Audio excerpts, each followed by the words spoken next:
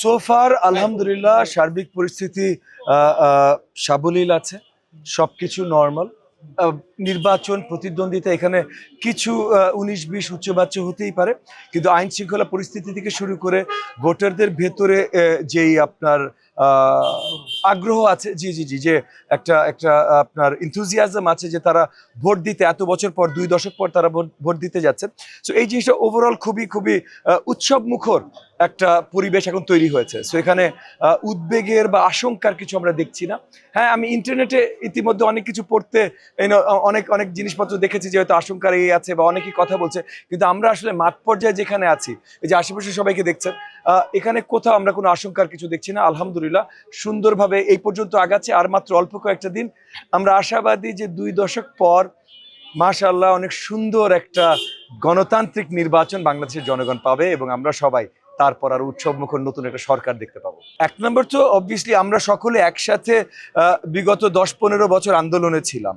So কে কোন দল পরে আন্দোলনের ভাই আমরা সবাই একসাথে। আর দ্বিতীয়ত মার্কা ধানের শীষ, এটা তাদের প্রাণের মার্কা।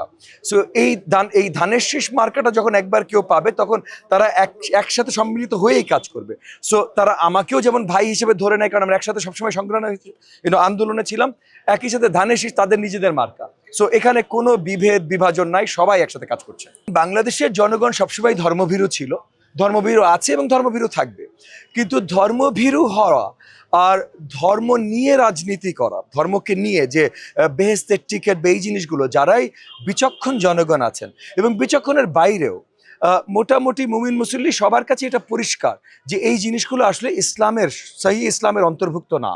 আর যেহেতু সহি ইসলামের অন্তর্ভুক্ত না, সেহেতু এটাকে তারা খুব একটা গণ্য করছে না, এটলিস্ট বড় দাগে জনগণ খুব একটা গণ্যে নিচ্ছে না। আর একই সাথে এই এলাকায় যিনি প্রতিপক্ষ আছেন, উনি পরিষ্কার করেছেন যে উনি গণতন্ত্রে খুব ভালোভাবে বিশ্বাস করেন না, ভোটের অধিকারে বিশ্বাস করেন না। সো শিক্ষিত বা সচেতন যারা ভোটিং ক্লাসেস আছে, তারা কেউ উনাকে ভোট দেবেন বলে আমি মনে করি না।